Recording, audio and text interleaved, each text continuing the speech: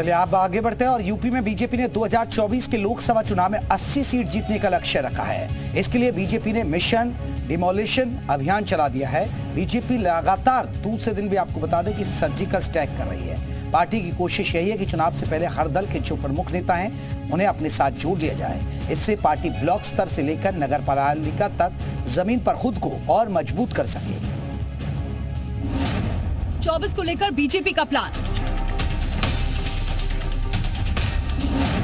शुरू हुआ। ज्वाइनिंग अभियान, दूसरे दलों में बीजेपी की सेंधमारी, बागियों की भी वापसी की तैयारी।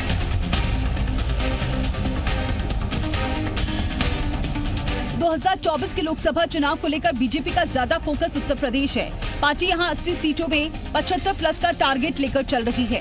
इसी को देखते हुए बीजेपी सूबे में कई अभियान शुरू कर चुकी है। अब पार्टी दो मोर्चों पर विपक्ष को कमजोर और खुद को मजबूत बनाने की प्लानिंग कर रही है। बीजेपी ने विरोधी दलों के बड़े नेताओं जिनकी जनता पर पकड़ अच्छी हो उसे अपनी ओर लाने की कवायद शुरू कर दी है। इसी कड़ी में 300 नेताओं को बीजेपी में शामिल कराया गया है।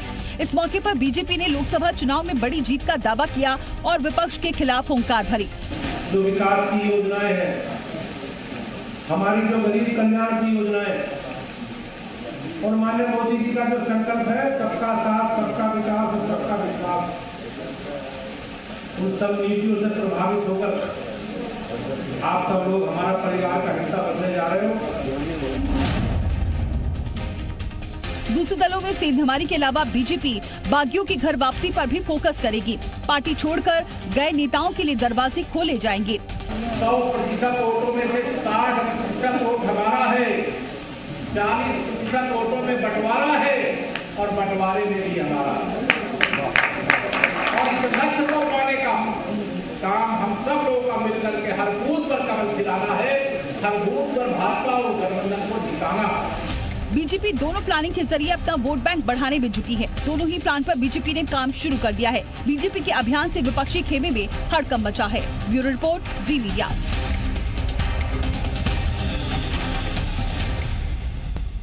तो आपने देखा कि पार्टी कैसे बीजेपी दूसरे जो कार्यकर्ता हैं उनको साधने की कोशिश कर रही है और अपने मिलाने की शामिल किया जा रहा है अपनी पार्टी में।